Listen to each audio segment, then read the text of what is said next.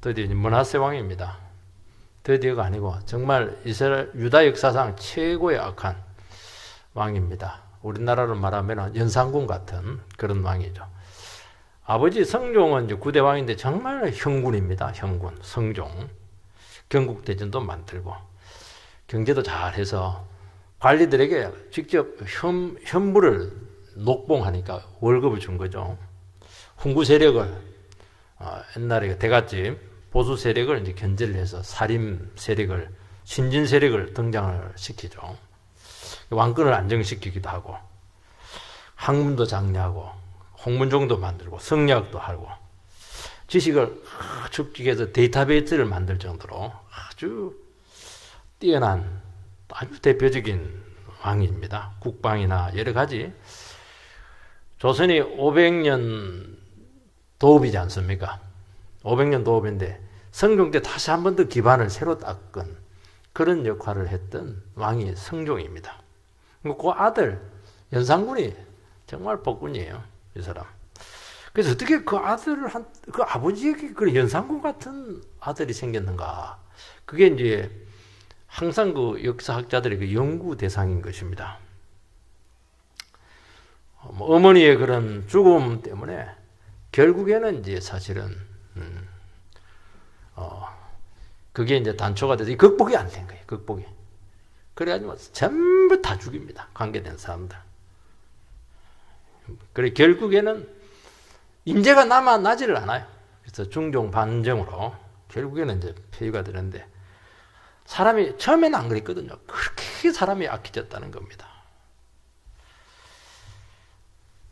대개 왕들 보면은 처음에는 아무리 악한 왕들이라도 선정을 베푸려고 하는데 어떤 계기로 이 악한 왕으로 독재자로 돌변하는 경우가 참 많습니다.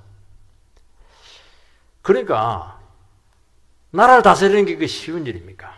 얼마나 참 위기가 많고 이 작은 담임 목사를 하는 것도 이렇게 고비가 많은데 큰 나라를 다스리려고 하니까 이거는 정말 목숨 떼놓지 않으면 불가능한 일인데 그 상황에서 자기가 극복할 수 없는 한계점에 딱 도달했을 때 그 고비인데 그때 어떻게 선택을 하고 어떻게 반응하는가 하는 것이 그 이유를 좌우하는 겁니다. 므낫세 왕은 히스기야 왕의 아들입니다. 히스기야는 알다시피 다윗 왕을 방불할 정도로 아주 위대한 성군입니다. 성군. 그런데 어떻게 그 히스기야 같은 현명한 성군 아들이 유다 역사상에 이렇게 차게 악한 왕이 될 수 있는가? 이게 연구 대상이에요. 이게. 히스기야가 이렇게 성군이 되고 말씀의 종이 되었던 것은 배경이 좋아서 그런 게 아닙니다. 그 아버지 아스가 굉장히 안 좋은 유산을 사실은 물려주었죠. 아스는 우상 숭배를 한 왕이었고 너무나 많은 불신앙적인 유산을 물려주었고 아수르의 위협 앞에서 믿음을 쓰지 않고 그냥 타협을 하고 그런 아주 안 좋은 유산을 물려받았는데도 불구하고 히스기야는 어떻게 했느냐? 목숨 걸고 계획을 했고 하나님의 말씀과 신앙으로 무조건 밀고 나가고 위기가 오면 무조건 기도해가지고 결국에는 그 위기 앞에서 엄청나게 불리한 입장인데도 불구하고 딱 그것을 극복을 해내니까 거기서 엄청난 부흥의 역사가 나타나게 되었던 것입니다. 므낫세는 아버지 히스기야로부터 개혁된 나라를 물려받았습니다. 훨씬 조건이 좋아요. 그러나 한 가지 문제가 있었습니다. 무슨 문제가 있었냐니까 아수르라고 하는 아주 강대국 그의 그 위협은 여전히 상존하고 있었다는 것입니다. 결국에는 이 사람은 불신앙적인 그런 노선을 선택함으로써 유다 나라의 생명줄을 딱 끌어놨습니다. 결정적으로 언제 유다는 끝나는가? 므낫세 때 끝났습니다. 그 사형선고 사실은 받은 것인데 그때는 이제 뭐 산소 호흡기에 연명해서 그냥 물리적인 생명만 있는 것이지 실제로는 나라라고 할 수가 없죠. 우리가 이 본문을 바라보면서 무슨 생각을 해야 되냐니까 우리 인생에서도 좋은 유산을 물려받을 수도 있고 안 좋은 불신앙적인 유산을 물려받을 수도 있고 여러 가지 빚더미도 물려받을 수도 있고 또 우리는 인생을 살아가면서 수많은 고비를 맞이하게 될 텐데 그때 우리가 어떤 선택을 하고 어떻게 반응을 하고 그 한계 상황을 어떻게 소화해내고 그렇게 해내는가 하는 것이 이게 그냥 인생 전체를 좌우하는 정도가 아니고요. 완전히 인생을 바꿔놓습니다. 최악의 불리한 상황인데도 불구하고 그 상황 가운데 하나님만 팍 붙들면 최고의 축복의 삶이 온다는 것을 말씀하고 있습니다. 근데 그때 딱 불신앙적인 반응을 하게 되면 신앙이 뿌리째 흔들려서 세상으로 막 갈 때까지 가는 거예요. 거기서 생명이 딱 끝나는 것입니다. 간단합니다. 우리 자신을 바라봐도 그렇잖아요. 얼마나 아찔했던 순간들이 있습니까? 그때 에이 될 대로 되라. 이러면 될 대로 되는 거예요. 아니다. 나는 정말 불리한 위치에 있지만은 나는 하나님이 있다. 나는 예수를 믿는다. 믿음으로 가자. 그러면 그게 전화위복이 돼가지고요. 전체를 살려내는 것입니다. 첫 번째는 이 므낫세가 처한 상황과 그의 선택의 문제입니다. 1절 말씀을 보면 므낫세가 왕이 될 때 나이가 12세라 예루살렘에서 55년간 다스리니라. 그의 어머니의 이름은 헵시바더라. 므낫세는 12살에 왕이 되었고 55년간 통치를 한 유다 역사상 남북을 통틀어서 제일 긴 통치자입니다. 악한 왕이 오래오래 통치하는 것은 불행한 거예요. 그 아버지 히스기야 왕에게는 두 가지 문제가 있었는데 하나는 그가 시도했던 그 종교개혁에 문제가 있었고 또 하나는 외부적인 요인으로서 아수르라고 하는 아주 제국의 그 실질적인 위협이 두 가지 안팎의 문제가 있었습니다. 히스기야가 하는 그 종교개혁은 위로부터 시작된 개혁입니다. 그러니까 왕이 중심을 딱 잡고 그냥 나라를 개조해 나가고 교회를 개조해 나간 것이죠. 신하들과 백성들은 왕이니까 그 위세에 눌려가지고 따라오긴 했지만은 말씀을 통한 근본적인 개혁까지 나가지 못한 것이 한계였습니다. 개혁이 완성되기 위해서는 어떻게 되느냐?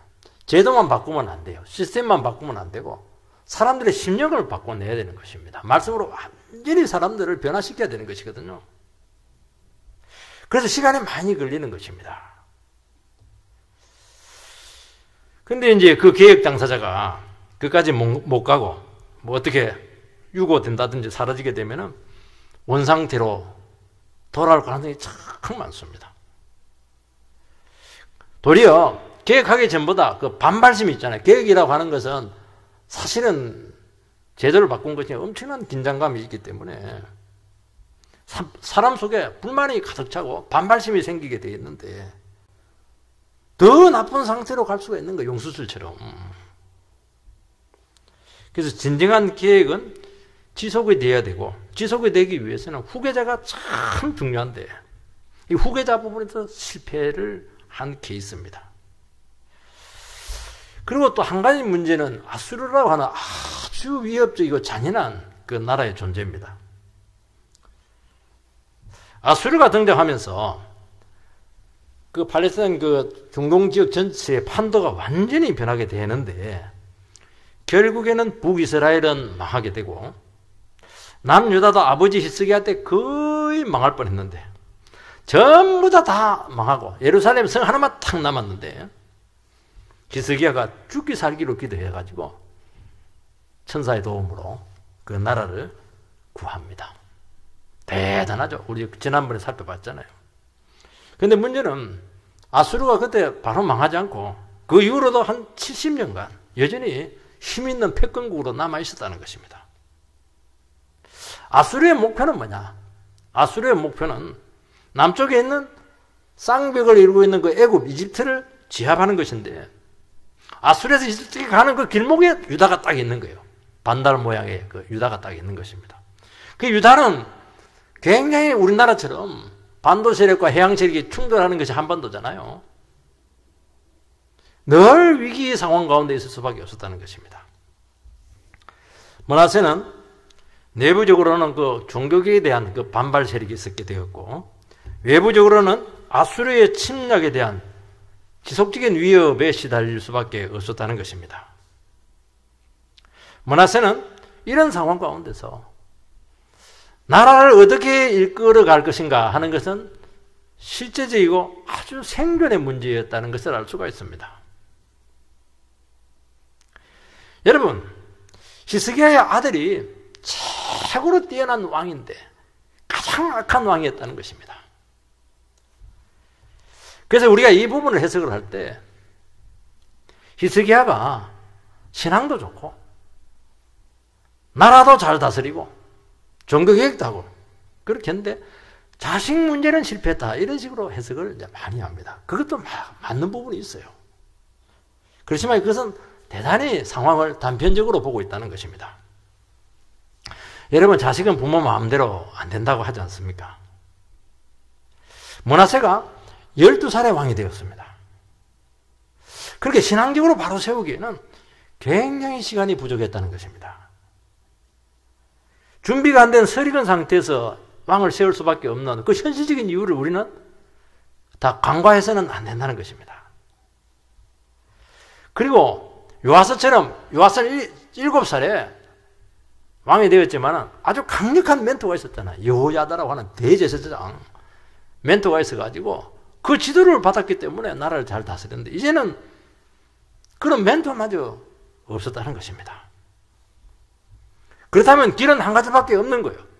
아버지 히스기야가 남기고 가는 그 신앙적인 유산을 붙들고 죽기 살기로 나가면 부흥이 지속되었을 텐데 그거는 정말로 어려운 것이에요. 그런데 대개는 정반대의 길을 걸었다는 거. 왜냐하니까 믿음으로 가는 거라고 굉장한 힘이 들거든요. 풀어놓은 거예요. 갈 대로 가라. 하고 싶은 대로 해라. 책임 안 진다. 그래서 므낫세의 그 정책이나 종교 문제를 바라보면 하나님께서 싫어하는 짓을 골라서 했다는 거예요, 이게. 얼마나 하나님을 두려워하지 않았는가 하는 것을 알 수가 있습니다.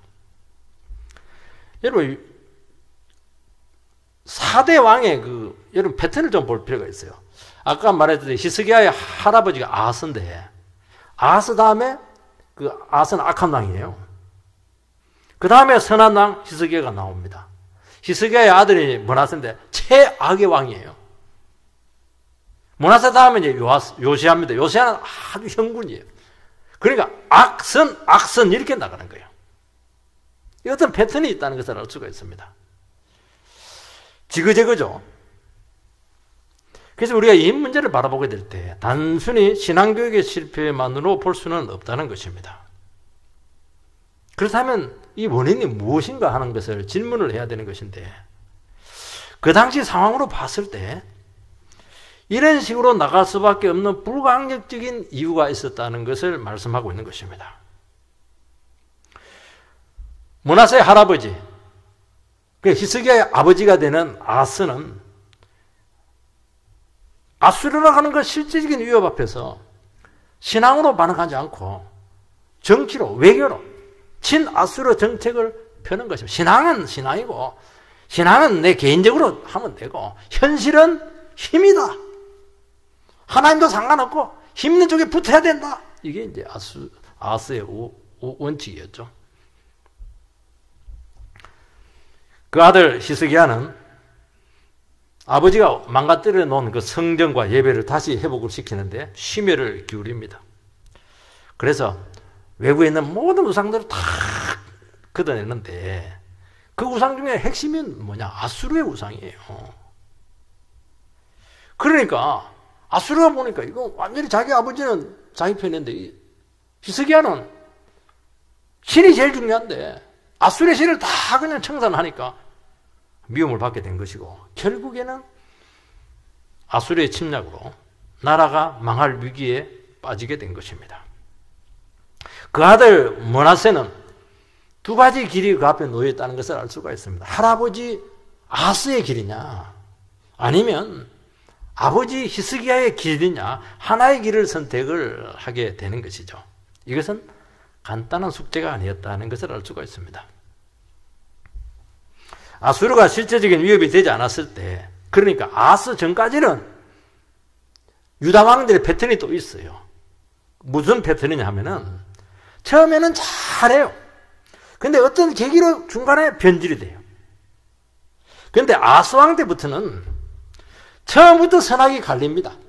나는 대놓고 악한 쪽으로 간다. 나는 대놓고 선한 쪽으로 간다.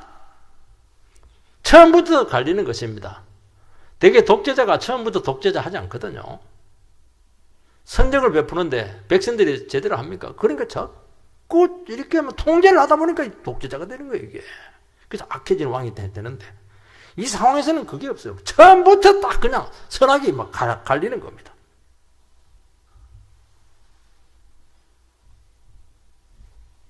그래서 히스기야나 요시야 같은 성군은 확실히 말씀 쪽으로 붙어요. 아스나 므낫세 같은 악한 왕은 확실히 세상 쪽, 우상 쪽으로 붙는 것입니다.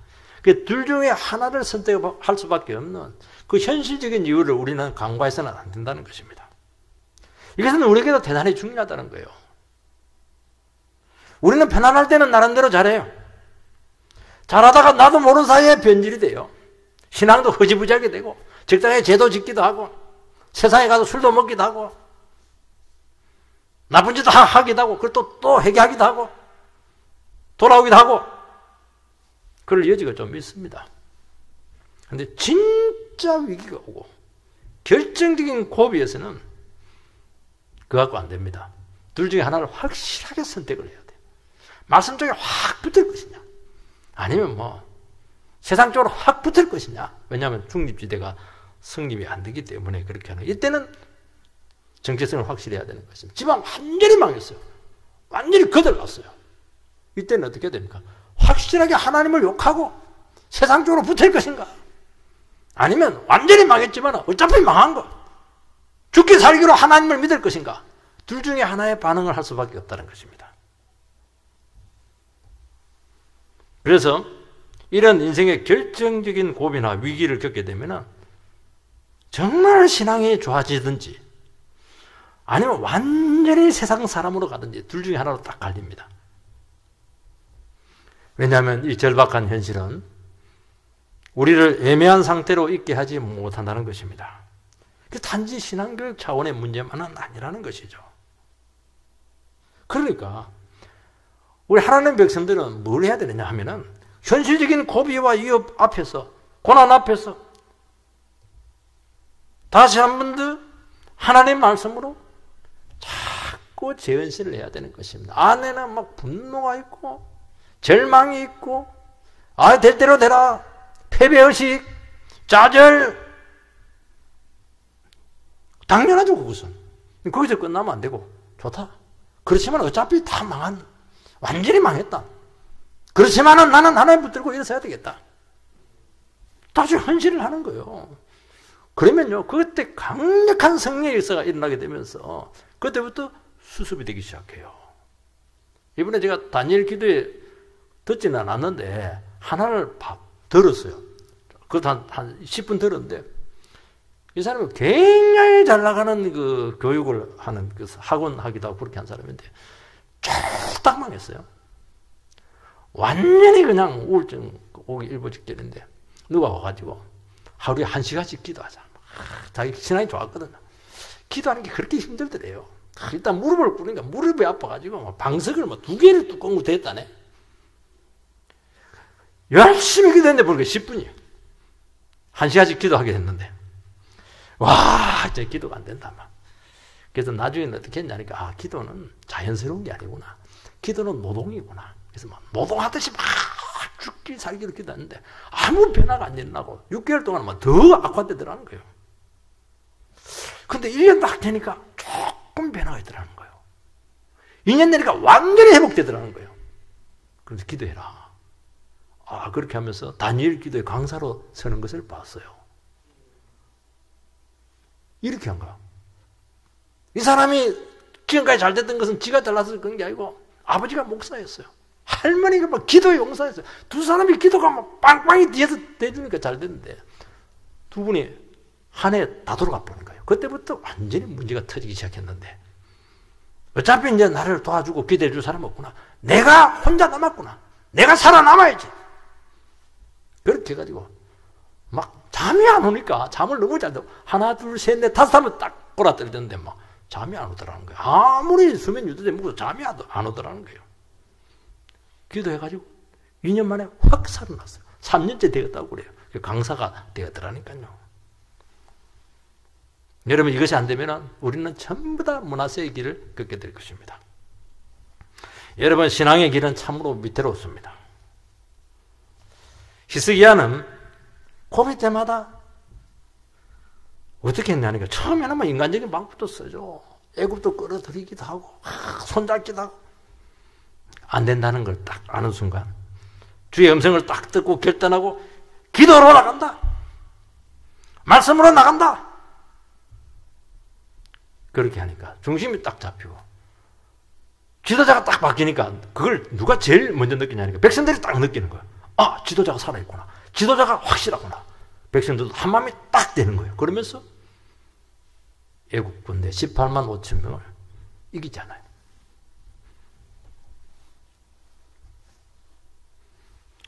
그의 망할 뻔한 고비를 여러 번 통과하지만은 하나님의 도움으로 반드시 구원을 받을 줄 믿습니다. 여러분 우리 앞에는 항상 두 가지 길이 있습니다. 대충 신앙생활 그건 아직 봐주고 있는 거예요. 하나님께 봐주고 있습니다. 지금 왜냐니까 처음부터 막 좋으면은 완전히 망가지니까 그냥 지금은 애들 봐주듯이 봐주는 거예요. 근데 끝까지 봐주지 않습니다. 하나의 길을 선택하게 할 거예요. 그때 어느 길을 내가 선택할 것인가 하는 것은 중요한 것이고 지금 이렇게 막 대충 해도 그냥 먹고 살 것이 있고 직장에서 월급 나오고 절대로 만족할 수가 없는 거예요. 그렇게 해서 이 현실을 이겨낼 수가 없다는 거예요. 하나님께서 우리에게 딱 기회를 주었을 때 다 내려놓고 주님께 계속 히스기야처럼 헌신을 하는 거예요. 신앙이 아무리 좋아도 그 위기 앞에 내 신앙이 완전히 거들날 때가 있다는 거예요. 거들날 때 그것이 내 모습이라는 거예요. 주님께서 나에게 그런 위기를 주었다고 하는 것은 너 그 신앙의 모습 갖고는 못 살아간다는 거예요. 그걸 깨라는 거예요. 이 기회를 통해서 완전히 변하여 새 사람 되라고 요구하고 있는 것입니다. 여러분 우리는 우리 자신들의 인생을 바라보고 삶을 되돌아보았을 때 세상으로 갈 수밖에 없는 아슬아슬한 순간들이 얼마나 많았습니까? 여러분들이 신앙이 좋아서 그나마 이 정도 신앙을 유지하고 있습니까? 그건 착각이잖아요. 얼마나 고비가 많아요. 그때마다 내 자신을 죽이고 말씀 앞에 나와서 예배 가운데 주의 말씀을 다시 붙들고 눈물 한 바가지 팍 쏟고 하나님 어차피 나는 망하는 인생입니다. 그러나 이대로 끝나고 싶지는 않아요. 나에게 다시 한 번 더 믿음의 기회를 주십시오. 그러면서 여기까지 오지 않았겠습니까? 우리가 어떻게 이것을 할 수가 있는 거예요? 딱 두 가지가 있어야 된다는 거예요. 진리에 대한 이 가치, 이것을 알아야 된다는 것입니다. 그 신앙의 뿌리가 참, 신앙의 뿌리. 섞인 이런 뿌리들, 이단적인 가르침 있는 그 뿌리들을 완전히 깨져버려요. 철저히 성경적인 하나님 말씀의 진흙에 딱 뿌리 박고 있으면은 위기 가운데 있을 때, 그때 그 위력이 나타나요. 막 살아있습니다. 뿌리가 깊이 깊이 내리기 시작한다는 거예요. 이때는 뭐 인기가 어떻고, 사람들의 인정이 어떻고, 그런데 마음 빼앗길 수가 없어요. 백성이 원하는 거, 좋아하는 거, 무슨 상관이 있어요? 문하세왕은 일찍 왕이 되었어요. 기회일 수도 있고 불행일 수도 있습니다. 그러면 어떻게 해야 되느냐? 내가 왕직을 수행하면서 여러 가지 경험도 없고 나이도 없고 그 나이 많은 고관들이 얼마나 많았겠어요. 연단 받자. 나라에 덜 돼먹었다. 준비가 덜 됐다. 이리 밟히고 저리 밟히더라도 훈련 받자. 그러면 되는 거예요. 그럼 매 순간마다 믿음의 결단을 하게 될 것이고 말씀에 계속 헌신하게 될 것이고 딘질이나 사람 두려워하지 않고 하나님만 바라보는 것이죠. 그러면 만들어지는 거예요. 만들어지면서 나라가 세워지는 거예요, 이게. 우리가 처음부터 어떻게 완전히 갖추어져 가지고 어떻게 지도자가 될 수가 있고 책임자가 될 수가 있어요. 다 이런 시행착오가 있을 수밖에 없는 것이거든요. 훈련 받는 거예요. 나는 덜 돼먹었다. 나는 아직 인격이 걸렸다. 아직 나는 지금 따듬어지지 않았다. 시행착오 각오하는 거예요. 그리고 주님 앞에서 순수하게 책임 있는 결단을 하는 것입니다. 그러면 사는 거예요. 그런데 므낫세는 철저히 반대의 길을 걸었다는 것입니다. 2절 3절 말씀을 보면은 므낫세가 여호와 보시기에 악을 행하여 여호와께서 이스라엘 자손 앞에서 쫓아내신 이방 사람의 가정한 일을 따라서 그의 아버지 히스기야가 흘러버린 산당을 다시 세우며 이스라엘 왕 아합의 행위를 따라 바알을 위하여 제단을 쌓으며 아세라 목상을 만들며 하늘의 이를 성신을 경배하며 섬기며 이방의 가증한 일을 다 본받았습니다. 이방만 본받은 것이 아니고 북이스라엘의 최악의 왕이었던 아합을 본받습니다. 아합은 바알 우상 숭배주의자잖아요. 이방에 있는 모든 우상들을 다 끌어들이고 북쪽에 있는 그 아합의 그 바알 우상까지 다 끌어들이고 안 좋은 거는 다 끌어들였다는 거예요. 본받았다고 하는 것은 멘토가 누구냐 하는 것인데 멘토가 누가 돼야 되겠습니까? 어떻게 아합을 멘토로 삼냐는 거예요. 다윗을 삼아요, 다윗을. 어떻게 이방 사람들에게 멘토를 삼냐는 거예요, 지금. 이스라엘도 기라성 같은 모세도 있고 말이죠. 대단한 신앙계인 인물들이 많은데 세상에 배울 것이 없어가지고 안 믿는 사람 철학자한테 가서 배우고 그렇게 할 수가 있는 거예요. 그러니까 아합보다도 더 악했다는 겁니다. 아예 드러내놓고 우상을 장려했던 것이죠. 므낫세는 왕이 되자 여호와의 종교를 버리고 유다를 우상의 나라로 탈바꿈시킵니다. 여러분 아무리 우상 나라로 만들려고 해도 백성들이 싫어하면 안 되는 거예요. 그런데 백성들도 우상이 좋은 거예요. 왜냐하면 우상은 책임이 없거든요. 믿음으로 사는 몸부림이 없거든요. 그리고 축복만 막 주는 거예요. 마음대로 하라는 거예요. 그게 우상이잖아요. 복채만 많이 갖다 줘라. 그럼 잘 되게 해줄게. 그러니까 히스기야가 하나님의 말씀을 막 밀어붙이니까 백성들이 따른 것이지 마음이 바뀌지 않은 거예요. 반쯤 바뀌다가 돌아온 게 더 위험하거든요. 안 바뀌는 것보다 더 위험합니다. 바뀌나 확 바뀌어야 되는 거예요, 이게. 자녀들도 한순간 이상하게 예배도 가까이 하고 신앙적으로 나올 때 있는데 그건 믿으면 안 됩니다. 확 바뀌어야 돼요, 확. 결코 긴장의 끈을 놓쳐서는 안 된다는 것입니다. 마음은 딴 데 있는 거예요. 므낫세는 그 백성들의 본심을 기가 막히게 알고 그들의 욕구를 채워주는 것입니다. 여러분, 주의 종은 하나님 백성들은 죄인들의 욕구를 채워주는 게 아니에요. 하나님 백성들이 여호와의 종거리를 싫어할 수가 있어요. 왜냐하니까 말씀은 폐쇄적이잖아요. 기독교는 폐쇄적이거든요. 말씀만 지키라. 율법만 지키라. 하나님 말씀만 지키면 사회생활 못합니다. 여러분 예배 가야죠. 새벽기도 가야죠. 수요예배 가야죠. 주일 오전 오후 가야죠. 구역 예배 가야죠. 신방해야죠. 중요한 일은 수요일날 금요일날 다 만나는데 그 다 회식 빠지고 어떻게 사회생활 할 수가 있겠어요. 그래도 하나님 말씀으로 가라는 거예요.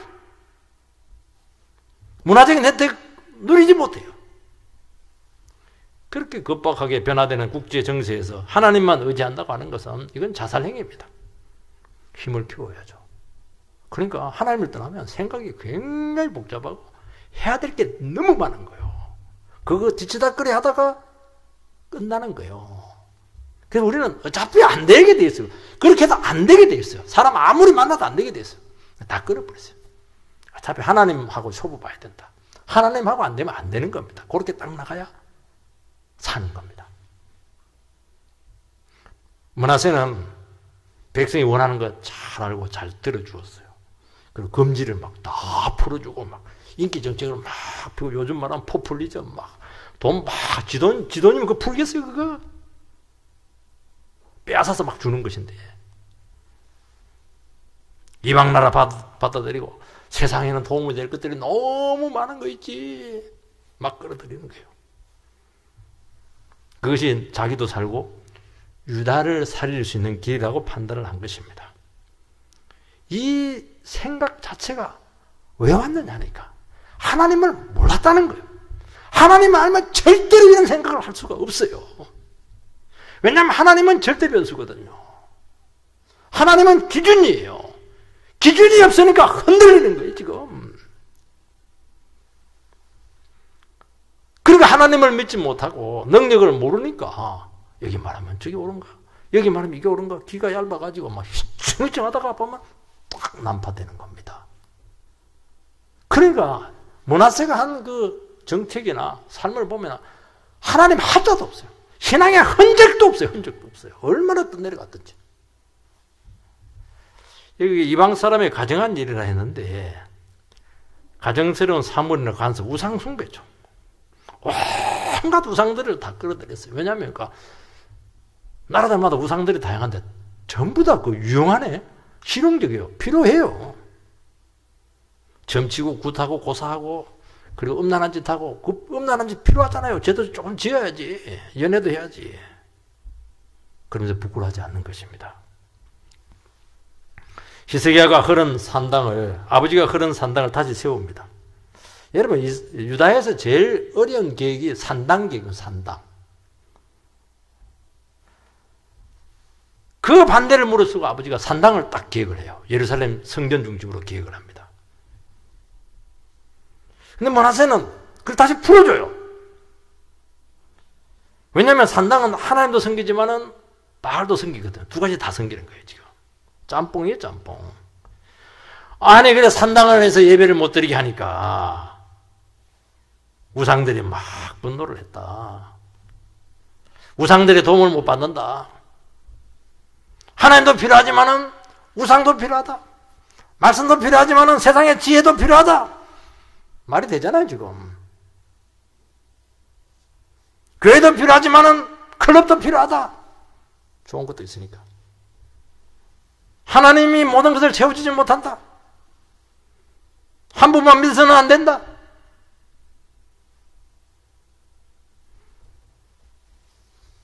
하나님의 말씀으로 살다가는 절대로 잘 살 수 없고 도움이 될 만한 모든 것을 다 끌어들여야 된다. 이 현대 사상이잖아요 이게. 그래서 이 정책을 펼 거예요. 4절에서 7절 말씀을 보면 여호와께서 전에 이르시기를 내가 내 이름을 예루살렘에 두리라 하신 여호와의 성전에 제단들을 쌓고 또 여호와의 성전 두 마당에 하늘의 일을 성신을 위하여 제단들을 쌓고 또 자기의 아들을 불 가운데로 지나게 하며 점치며 사수를 행하며 신접한 자와 박수를 신임하여 여호와께서 보시기에 악을 많이 행하여 그 진노를 일으켰으며 또 자기가 만든 아로새긴 아세라 목상을 성전에 세우더라. 완전히 이게 지금 우상 박물관이 되었어요. 미신 박물관이 되었어요. 다른 나라도 이렇게까지 하지는 않아요. 너무너무 심했다는 거예요. 그래서 하나님 나라가 부패하기 시작하면요. 세상 저리 가랍니다. 세상에 있다가 와 너희들 너무 썩었다 그렇게.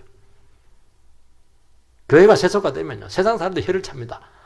교회가 썩어도 너무 썩었네. 이러면서 혀를 냅니다. 이렇게. 너무 썩은 거예요. 너무 썩은 거예요. 아수르는 유다의 신관을 의심을 해요. 베타성 문제 때문이죠. 그 다른 나라와 연합을 하려고 하면 상대신을 받아들여야 되는데 아수르의 제단을 딱 성전에 갖다 놓는 거예요 지금. 그거는 아수르 왕의 마음을 사기 위해서 그렇게 하는 것입니다. 여러분 하나님 버리고 강한 나라나 강한 세력을 의지하게 될 때 의지가 공짜로 되는 겁니까? 뭔가 우리도 줘야 될 거 아니에요. 뭘 줘야 됩니까? 반대급부로 영혼을 내놔야 돼요. 어차피 돈은 없으니까. 어차피 힘은 없으니까. 뭐 줘야 돼요? 마음을 줘야 돼요. 마음을. 영혼을 내놔야 되잖아요. 영혼을 팔아야 되는 것입니다. 여러분들. 저는 여러분들이 세상에서 출세하기를 원해요. 삼성, LG 들어가서 막 하세요. 영혼을 안 팔고는 또 쉽지도 않을 텐데 영혼을 내놔라잖아요. 잘 생각해야 됩니다. 어차피 하나님의 능력으로 하세요. 하나님께 필요하면 올리실 겁니다. 그렇게 나가버려야 되는 거예요. 처음부터 그렇게 해야 되는 거예요. 왜 영혼을 파냐, 영혼을. 목숨과 뜻과 정성을 내서 하나님을 사랑해야 되는데 딴 걸 사랑하는 겁니다. 아세라 목상을 성전에 세웁니다. 하나님 면전에서 하나님을 조롱하고 성전에서 하나님을 쫓아내는 거예요. 몰렉시는 불 가운데 아들이 지나가면 막 어린아이가 소리를 지르면서 그 영감을 받습니다. 인신제사는 우상숭배의 극단이에요. 사람들은 위기가 오면은 듣고 싶어요. 예수 믿는 사람들도 점치는 이유가 뭐냐니까 하나님 말씀을 안 들리니까 설교를 통해서 성경을 통해서 하나님 말씀을 듣는 법을 못 배워보니까 위기가 오면 어떻게 하느냐 기도하고 예배드리고 하나님 말씀을 들어야 되는데 그게 안 되는 거예요. 그게 자꾸 점쟁이한테 가고 싶은 거예요. 이상한 데 가가지고 뭔가 소리를 듣고 싶은 거예요. 죽은 사람 막 초혼을 내가지고 막 그냥 사울은 불러내잖아요. 죽은 사무엘을 불러내가지고 막 듣고 싶어 하잖아요. 그리고 그 다음날 죽어버리잖아요. 그게 가증한 것입니다. 므낫세는 하나님 말씀이 안 들리니까 나라는 통치하긴 해야 되고 힘은 없고 지혜는 없으니까 사술, 신접한 자, 박수를 뭡니까? 그 의사결정권 하는데 좋은 자로 주는 거예요. 그들이 국가의 정책을 조언하는 것입니다. 왜냐하니까 자기 힘으로 안 되니까요. 그러면서 영혼이 확 흐려지게 되면서 나라를 완전히 어둠으로 몰아갔다는 것입니다. 사람이요, 귀신의 소리라도 듣고 싶어요. 귀신의 소리라도. 그것이 저주에 빠지는 것입니다. 오늘 사람들이요, 하는 행동들을 보고 헌신하는 거 보고 세상에 살아가는 거 보면 저거 영혼을 팔아먹은 사람 같아요. 법관들 보니까 판결 내리는 거 보니까 저거 영혼이 있는 사람이 판결한 것인가 진짜 의심이 들 때가 많아요. 그러다 막 목을 먹는 사람들 바라보니까 저거 완전히 실질규모를 하지 않으면 정직했다가는 지금 한순간에 날아가겠다. 야, 정말 마술적인 능력이 있어야 되겠구나. 그러니까 얼마나 혼란스럽고 무슨 소리를 듣고 샀냐는 게 지금 무슨 능력을 받고 샀냐는 게 지금 요즘 같은 이 세상 속에서 말이죠. 요술을 부리는데요. 살아남습니다. 근데 하나는 통과 못해요. 하나님 심판되는 통과 못합니다. 보세요. 여러분 그렇게 하지 마세요. 하나님 음성 듣고 상식적으로 살기만 해도 다른 건 잃을 수도 있어요. 영혼은 지켜내잖아요. 가정은 지켜내잖아요. 자녀들은 지켜내잖아요.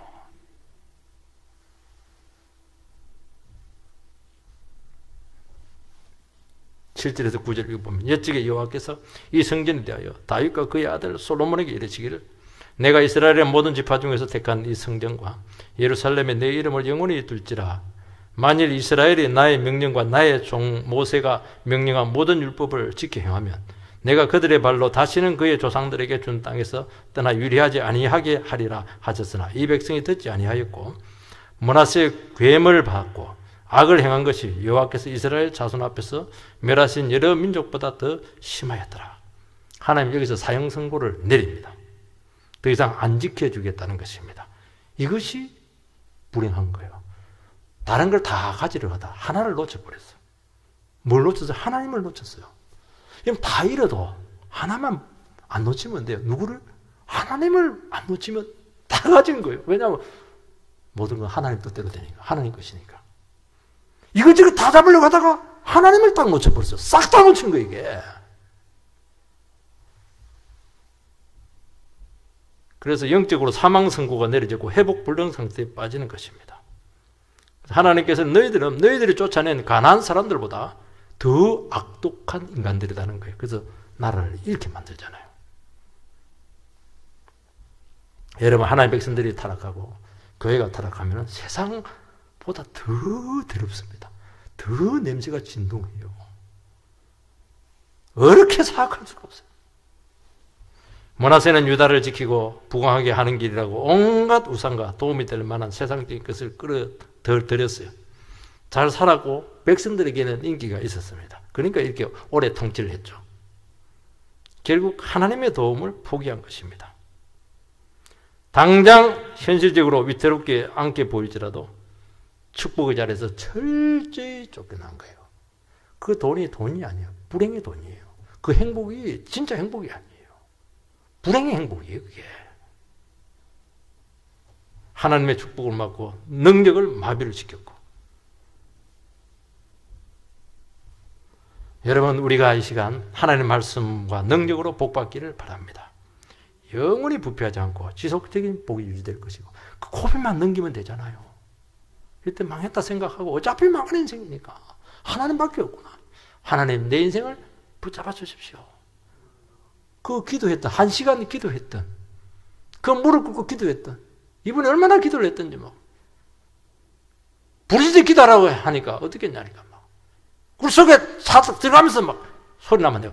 쫙 외치고, 다시 돌아오는 거예요. 굴 속에서는 소리 지르도 안전하니까. 굴 속으로 몇 분 왔다는 거예요. 아, 그렇게 해서 기도해내는 걸 봤습니다. 그리 하시기 바랍니다. 그 사람 말로는 1년이면 끝난다. 2년이면 확실하게 회복된다. 야, 그런 축복 있게 되기를 주의 이름으로 축원드립니다.